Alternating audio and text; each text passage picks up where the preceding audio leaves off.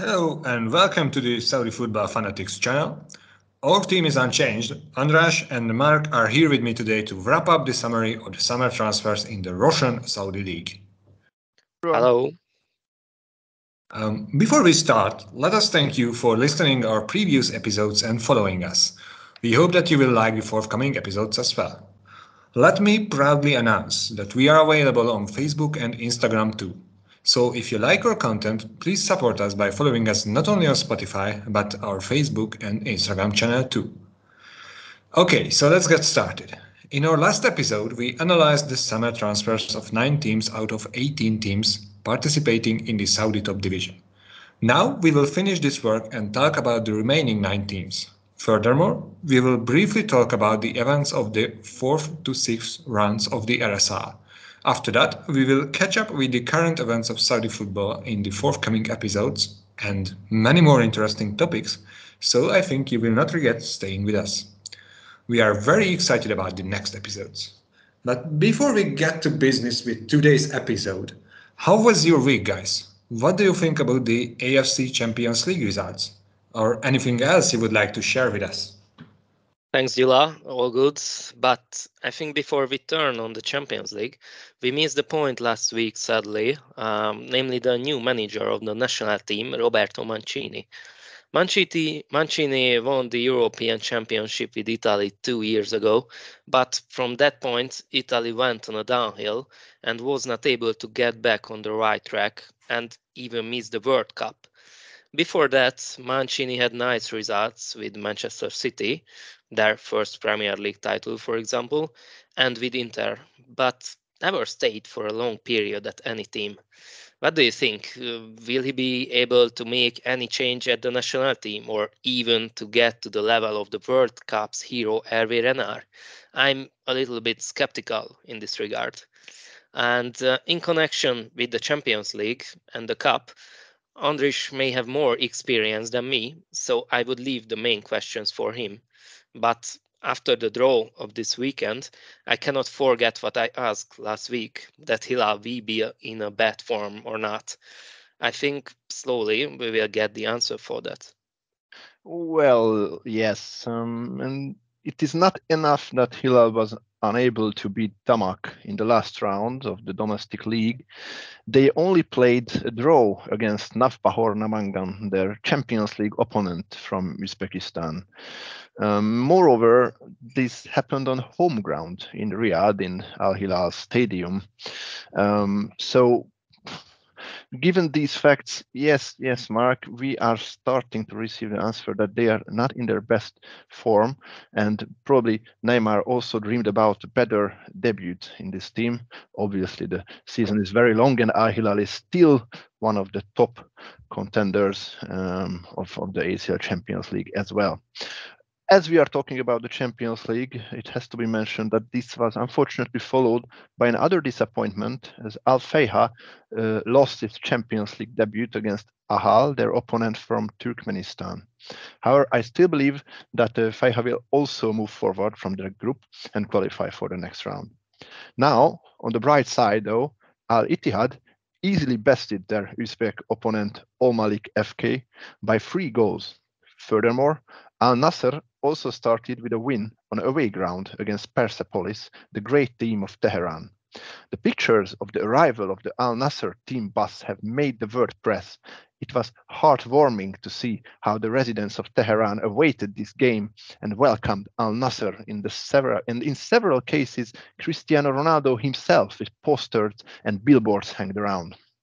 Yeah, really lovely scenes, which also stresses the huge development made in terms of the attractiveness of Saudi football in last year. Yes. Now, thanks, Andris. And now speak about the most important facts of the previous rounds. Dula, could you please start? Yeah, absolutely. Let's start it. So between the 4th to 6th rounds of the RSA, 2 teams were unbeaten, the previously mentioned Al-Hilal and Al-Nassr. As part of this, Al-Hilal has won one of the most anticipated Saudi football events, the Saudi El Clasico against Al-Ittihad in Jeddah, also on away ground, on the 1st of September. The end result was 3-4 with a treble from Mitrovic, who was man of the match. Quite an astonishing football match, which just shows you why it is absolutely worth following the Russian Saudi League. Yeah, impressive one, but there is another important stat regarding Nasser. So, since Ronaldo returned, the least goal Nasser scored was 3 against Raed. Beyond that, they scored 4 goals 3 times and 5 goals once. Insane attacking potential. Absolutely. But let's talk about the not so happy other end of the table. And we have bad news for Al-Riyadh France. After their above expectations start to the season, they failed to collect any points from the 4th to 6th rounds. And if bad news, we cannot avoid to talk about the awful defense of Ahly. Their goal difference is only +3. They scored 16 times, which is in top 5, but conceded 13 times, which is also top 5 performance. Based on this, it is quite surprising that they are only from 3 points from the top. Yeah, Isla should reorganize the team's defense, as it seems that the new arrivals are not enough. But also do not forget to mention that Tawoun conceded its first defeat thanks to Ahly, one of their biggest rival in the race for the podium, on matchday 6. However, they were able to stand on their feet in the next round with another victory, so the bad form may not be permanent in their case. Let me just highlight one more interesting fact here. These rounds were quite heated, as 11 red cards were distributed, 10 of which were straight red cards. 7 red cards came solely in the 6th round, and the Al-Raed Al-Nassr match was especially heated, as the manager of the home team, Igor Jovicevic, was sent off right after his team scored a consolation goal from the penalty spot. Okay, enough about the red cards now and the bad news. If you allow me, let's quickly talk about the first results of the King's Cup, because that's also an important happening from last week. By the time of this recording, the results of the first 4 match is already known. There were no surprises. The first division teams have all beaten their lower ranked and lower league opponents. Al-Hazem showed why he is a Russian Saudi League member and defeated Al-Arabi by 3-1. Need to be mentioned what a night Faiz Selemani had. He scored a quick double right during the first 15 minutes of the match and then delivered an assist as well to goal scorer Al-Thani. Impressive performance from the attacker from the Comoro Islands. On the other matches, Ettifaq easily defeated Jeddah 4-0 with a brilliant performance by Wijnaldum and Dembele. Also, Al-Tawoun defeated as well his lower league opponent Al-Qadisiyah, with Musa Barrow debuting the King's Cup with a goal. Lastly, about the Shabab match, it was the most exciting and the most dramatic as well. Al-Shabab played against Al-Batin, who was relegated from RSL last year. Carrasco's goal in the 33rd minute was quickly followed by Al-Batin's equalizer, and surprisingly, no further goals were scored during the match, despite the league difference between these two teams. Therefore, extra time took place, where in the 118th minute, superstar Carrasco showed again his class and scored a beautiful, stunning free kick goal that concluded the match and moved Al-Shabab to the next round of the cup. Such clutch performances are exactly one of the reasons why Al-Shabab side the Belgian superstar. Yeah, actually, thanks, András. I have to apologize to Al-Shabab fans after talking about Big Four teams unfairly in the last episode, because the arrival of Yannick Carrasco just shows you that not only the so-called Big Four teams are making top-quality signings, and considering this performance, the reported 50 million euros, well, he was an absolute steal. What a player. Couldn't agree more, Dula, especially after the sensational performance from Carrasco in the last round and the cup as well. But if we are talking about Carrasco and Shabab, maybe we can continue with the summer transfer of Shabab. Andris?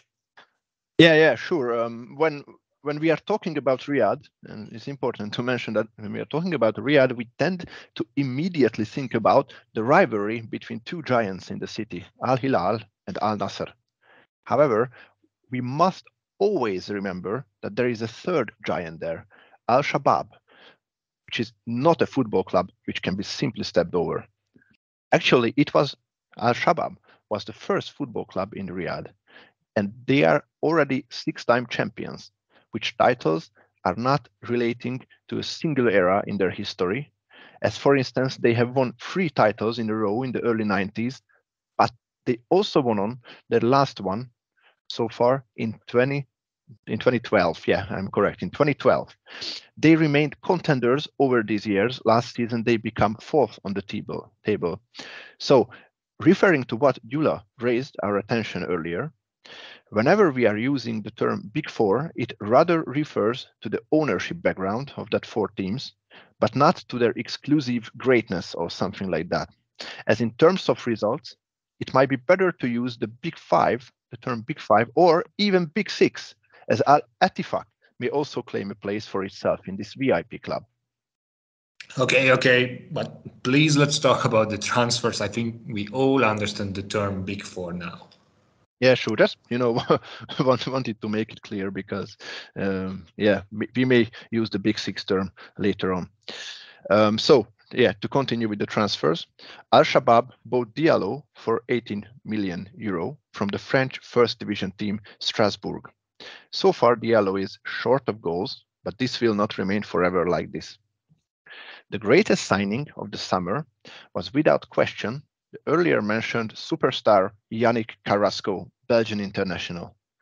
Carrasco is destined to be franchise player for Al-Shabab.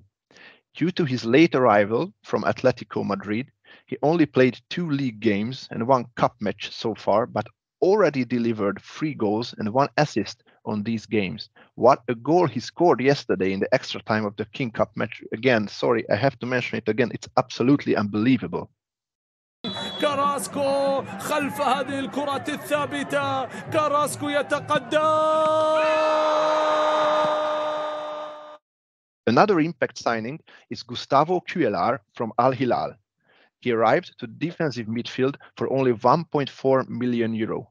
The Colombian international did not have to deal with relocation from Riyadh, so probably this was one of the most comfortable transfers. But Cuellar was not the only one who arrived from this other district of Riyadh, as Abdullah Radif and Hamad Al-Yami both arrived as a result of a year-long loan agreement.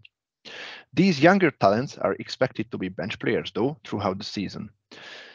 We also have to mention the Moroccan centre-back Roman Stais, who arrived from Qatari side Al-Sadd in the framework of a 1-year loan agreement.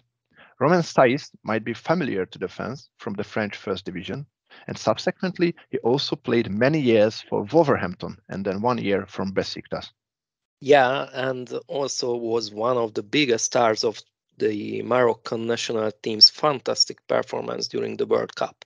Yes, he contributed very well to the wonderful campaign of Morocco in the World Cup. Now to continue, it has to be mentioned that Al-Shabab is developing its team on the basis of a long-term strategy continuously, and this is proved not only by their great results, but also by their financial power and impact signing they were able to deliver, despite the fact that they are not one of the PIF-owned clubs. They are also relying on their younger talents, proven by Nasser Al-Bishi, Mohamed Harbush, and Abdullah Matuk, 20-year-old talents who were provided with first-team contracts this summer.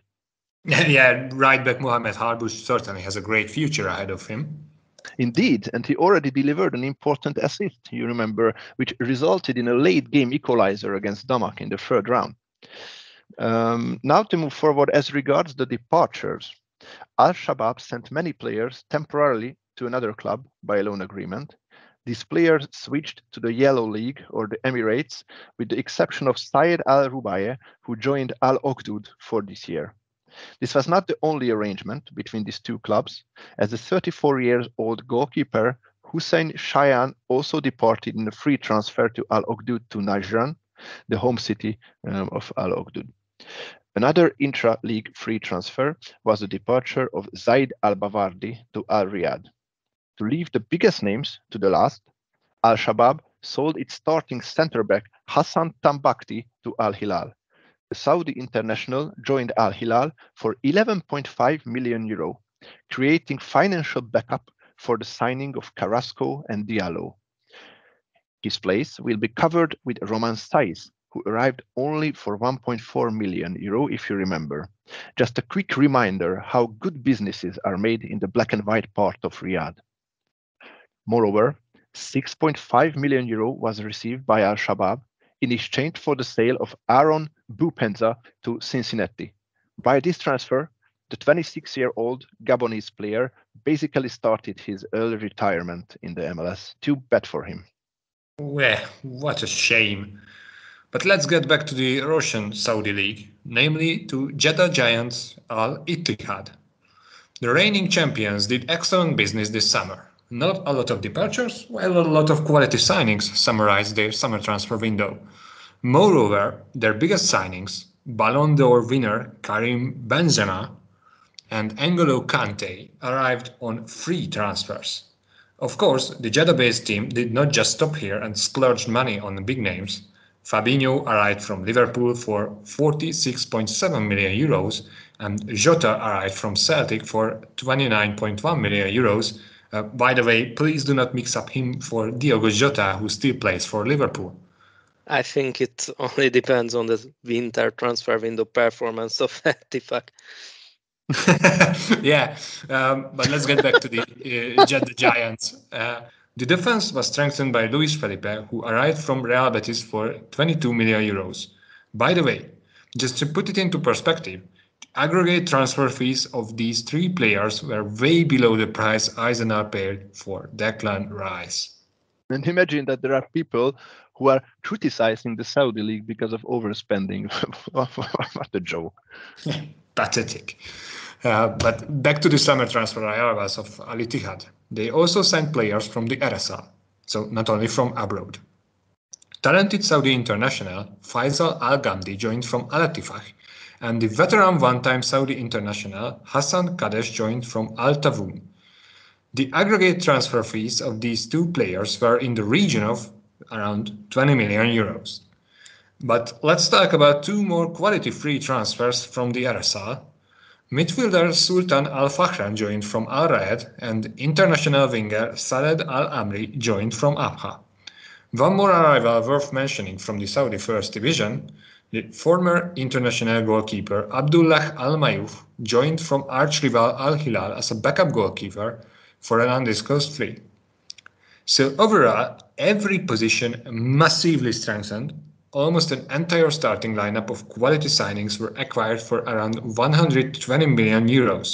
And if you ask me, it's not a lot of money in today's football market. Yes, you could almost buy an injured Caicedo from this amount. Exactly. Regarding the departures, not a lot of movement. I would highlight that after 3 years, Bruno Henrique returned to Brazil and veteran Egyptian midfielder Tarek Hamed moved to join Damak's relegation battle. But in contrast to the incomings, they probably would not get many playing minutes should they stay in Jeddah. So overall, great business. And Gyula, if you mentioned Liverpool, we should continue with one of the most active teams of the summer transfer window in the RSL, which is Ettifaq, without any question. But before we turn on to their new names, we should highlight the one they missed this time. Yes, I think about Mo Salah, who is one of, if not the biggest stars in the Arabic world. The rumors mentioned fees around €200 million, but Liverpool decided not to let go their greatest star and goal scorer, so close to the end of the transfer window.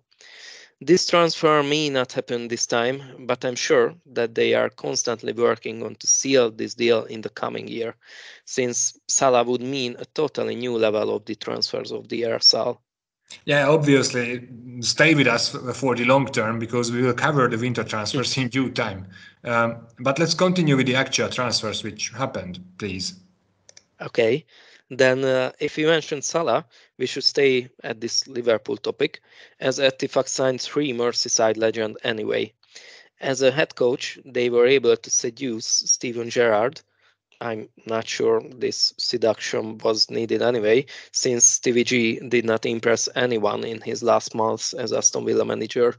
Although his managerial career started promising, maybe he can find his way back to his earlier Rangers-like form. Hopefully, especially because his ancient rival, John Terry, set to become the sporting director of Al-Shabab. So they will face each other once again throughout the season, with the only difference that this will be happening now off-field. What a reunion, though. Yeah, sure. Then beyond Gerrard, 2 former Liverpool captains joined Ettifaq. Both were able to win the Champions League and the Premier League with the Reds, and now Henderson and Wijnaldum try to win the RSL as joint forces.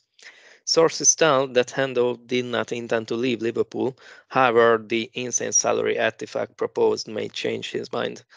On the other hand, Gini was redundant at PSG and also had a long-lasting injury last season at Rome, so it is a possibility for him to get back to his prime, as he had a double in the last game and also scored in the cup. He may be on a good way. And if you think that the buying of half of Liverpool's squad was enough, then you were wrong, because Ettifaq checked the blue side of the city as well, and if they were there, they signed the Jamaican international, former Premier League winner Demarai Gray for more than 9 million euros. Gray is still in his prime and only 27 years old, so he can be a core player of the team in the coming years. Among others, Ettifaq strengthened its attacking side with no other but Moussa Dembele from Lyon, who has won everything in Scotland, and also, it was quite hard to recall, but won the La Liga with Atletico Madrid.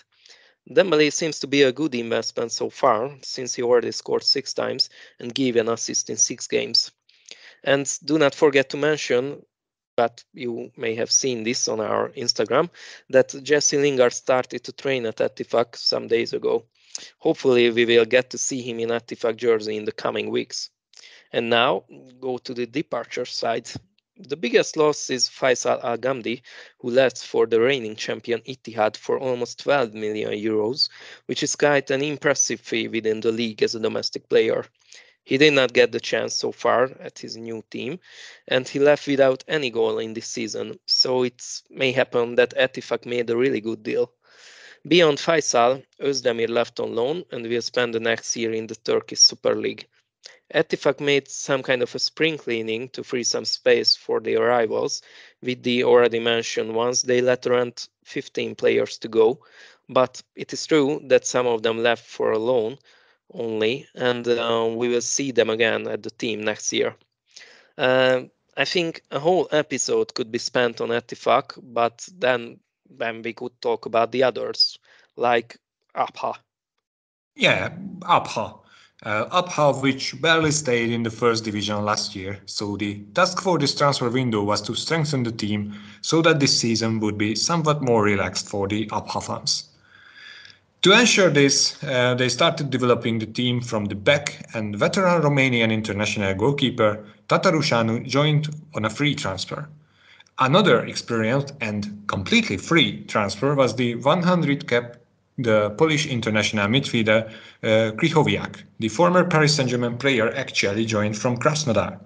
But not only free transfers defined Abha's summer though.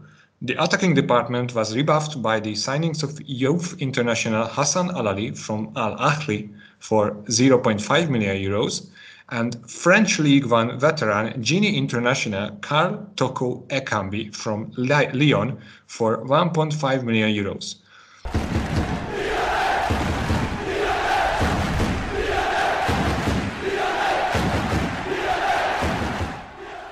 While the first signing is one for the future, Ekambi will have weight on his shoulders and Abha fans will expect him to score the decisive goals to stay in the first division. However, it is good to see that while a lot of veteran players were signed to strengthen the core team, Abha is also looking to develop young talents, as the signing of Al-Ali shows. Further summer signings include Argentinian Fabian Nogueira from Nacional, the Uruguayan side, and Saleh Al-Khwamaizi from the Saudi Second Division, both of them with the task to strengthen the defensive department. So overall, all the departments were strengthened. As regards departures on the other side, the biggest loss to the team would probably be Saled Al-Amri, who joined Al-Ittihad on a free transfer. However, the departure of first-team players Abdullah Al-Zori and Amine Atuji to the Audi Second Division could also be bad news for the Abha fans. But overall, as I mentioned earlier, from a very low budget, the team strengthened each department, so it might be enough for them to avoid relegation again. Let's continue with the 2019 Saudi Cup winner, Al-Tawoun, who had one of the best season start with 5 wins, 1 draw, and only 1 game lost. Some might say, though, that their fixtures so far were lucky, also taking into account that they could play Al Nassr right after their Arab Club Champions Cup campaign, but I don't believe they have to make any excuses for their good results.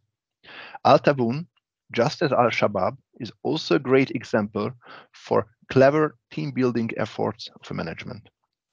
They spent 15 million euro and earned almost 17 million euro in exchange during the summer transfer window, and I believe that along with the small financial profit, they became even stronger, which seems to be a fact so far, looking at their position on the table.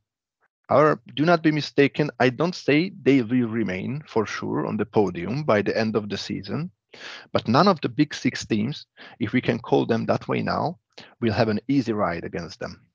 So Al-Tawoun acquired the playing rights of Moussa Barrow from Bologna in early September for 8 million euro.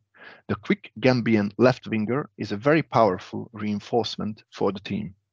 He already scored during the very exciting match against Al Ahly and delivered another goal in the recent King Cup match.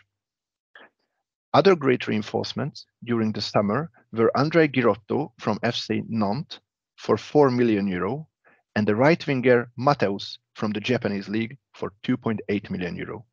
However, one of their most important signings may be a 1-year loan transfer, as they obtained Flavio from Trabzonspor for 1 year.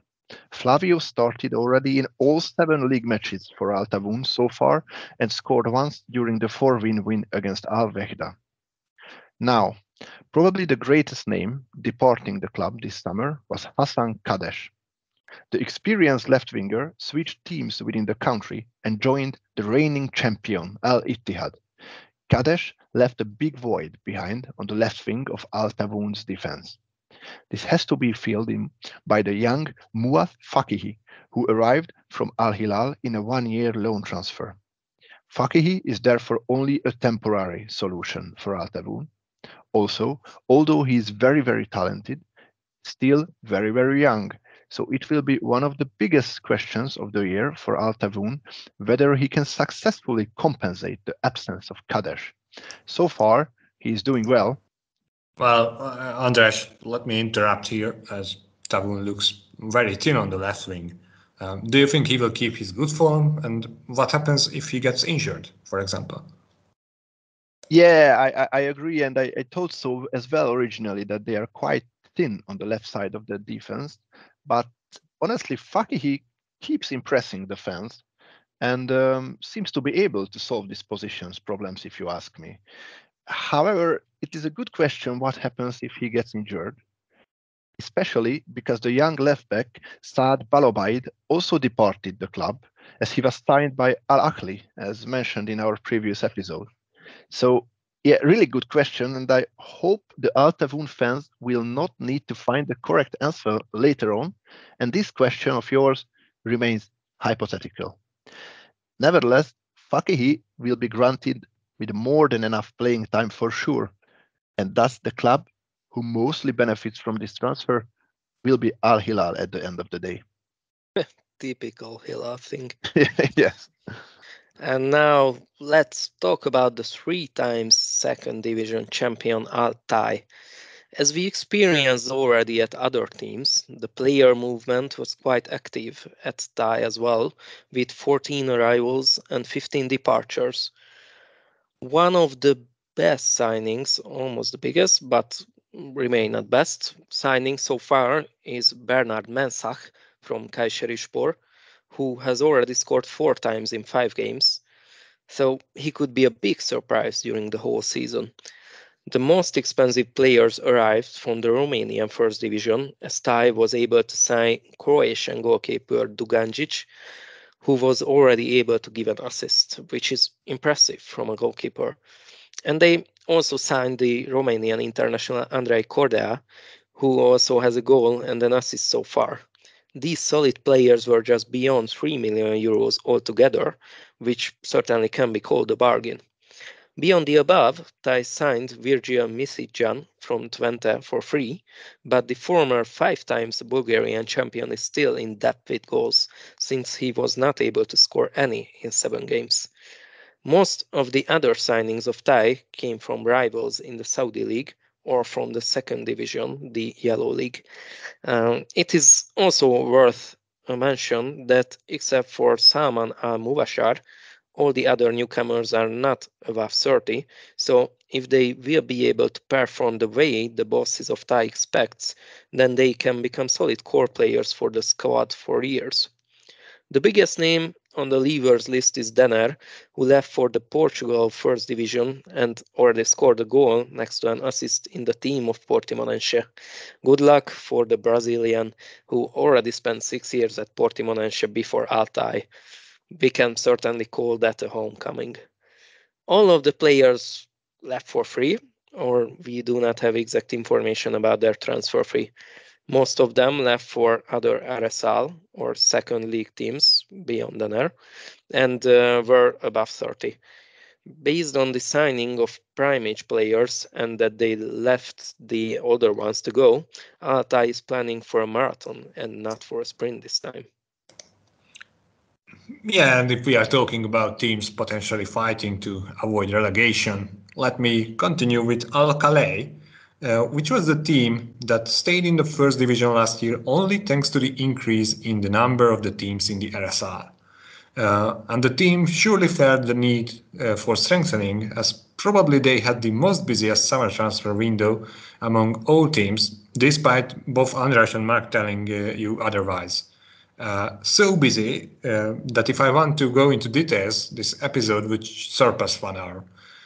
So just to reflect this, instead of talking the rest of the time with Al-Khaleej transfers, in their last match against Al-Okhdood, 10 of the 11 starting players were new signings, and the only exception was Fabio Martins, who was sort of a somewhat new signing as well because he joined the team in the winter transfer window, exactly. According to transfermarkt.com, the most expensive signing was the German winger Khaled Narey, and Bundesliga fans might be familiar with his name as he spent several seasons in the German top division. Nevertheless, he joined not from Germany, but from his Greece period from PAOK Saloniki for 2 million euros. Another big names include Mohamed Sherif, the Egyptian international striker who is expected to lead the line for Al-Khaleej this season, and let me mention Bosnian international goalkeeper Ibrahim Sehic, who joined from Turkish side Konyaspor. The list of departures is as extensive as the list of the arrivals as well. Interestingly, more than a dozen of the leaving players were sold on a free transfer, if you can call that a sale, or an undisclosed fee, which shouldn't be very far from free as well. And according to transfermarkt.com, most of them joined Thanks, Yula. That is really interesting. But could you please mention a name from that extensive list? Oh, that's really difficult to highlight anyone because most of them joined the Saudi Second League. But let's say Saleh Al Abbas. If you recall, the striker played here on loan last season here in Al-Khaleej, but he failed to score any goals from 24 matches. So you could ask me whether I want to highlight him. Well, it's because in his new team he found his goal-scoring form, and in Al-Raed, a fellow relegation contender, he already scored 3 goals this season. Who would expect that? But just to wrap up the aforementioned facts, Al-Khaleej literally built a new team for around 4 million euros. So the biggest challenge would be to gale the new signings into a team in order to avoid relegation. This time, hopefully, not that narrowly again. Thanks, Zila. Let's talk about another candidate for relegation and two-time second division winner. Al-Raed summer was just like most of the mid and low table teams, so a lot of movements happened in both ways, precisely 9 arrivals against 13 departures with an overall balance of 0 euros. It is mainly thanks to the free and loan transfers of the team. Their transfer strategy can be called colorful, as they not only signed from the Saudi League, but also from Russia, Switzerland, France, and Portugal. The biggest name on the list is undoubtedly Norman, who also played for Brighton, and not today's insane Brighton. They closed that season as 15th, and Norwich. So he's a really experienced one for the midfield. Do not forget to mention their new goalkeeper, Andre Moreira, who is also a real world traveler. Without listing all of his club, he played for Atletico Madrid, Aston Villa, SC Braga, and several other Portuguese teams. Now he came from Grasshoppers. One of the biggest deals could be the Algerian international Amir Sayoud, who was a starting player of Al-Tai for 2 years and was able to score a goal or give an assist 24 times in 48 games, which is a really strong performance from a midfielder. On the departures level, Raed also considered the Romanian Superliga, just as mentioned before in connection with several other teams, since 2 of their players, namely Silviu Lung Jr. and Damian Djokovic, left for George Hagi's home. Except for Mamadou Loun, who moved to Porto, all the other leavers stayed in the kingdom, either in the RSL or in the Yellow League. It is still not sure whether these players will be missed, but the current situation on the table shows that they have to be active in the winter transfer window as well. Thanks, Mark. Nice summary. But let us finish with the review of the summer transfer window. So this episode and the list of our transfer episodes with the pride of Nairan. András, please. Yeah, sure, Yura. I suppose you are referring to Al-Okhdood, who is from 2023, indeed the pride of the great city in Iran. They finished as the third best team in the Yellow League last year, which is the kingdom's second division. Consequently, Al-Okhdood earned its place in the Russian Saudi League for the first time in their history. Russian Saudi League. Interesting fact that last year, no team from Nigeria participated in the first division, as both Al-Okhdood and also the historically more successful Nairan SC were playing in the Yellow League. While Nairan SC already had 9 seasons in the first division throughout its history, Al-Okhdood has never ever got into the first division. Despite these historical facts and differences, Al-Okhdood has been promoted to the first division, while Nairan SC was relegated last year from the Yellow League, unfortunately. So they are competing this year in the Saudi second division, which is the official name of the third league of the kingdom. So it seems the times have really changed in the city of Nairan. Yeah, just very interesting summary, but please talk about the summer transfers so that we can finally finish this episode. Yeah, sorry, I will keep it in mind. So and then I continue. And Al-Okhdood had to make sure during the summer that it is sufficiently empowered for the Russian Saudi League. And by sufficient transfers, they lay the foundation of their quest to stay in the league. And let's see how they managed. We have to mention their 2 most important signings here.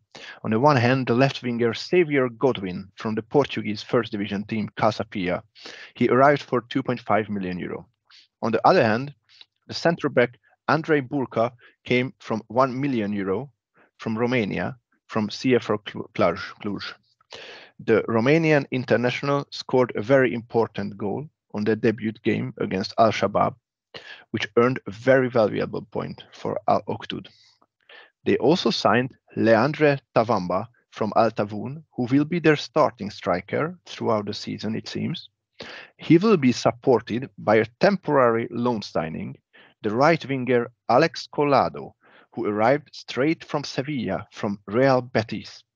Al-Okhdood will rely heavily on the skills of Collado in the season, who is one of their best hopes, I believe, to stay in the league. However, again, he's only a temporary solution. Yeah, temporary, but a very clever solution though. Very, very clever choice though, that's correct.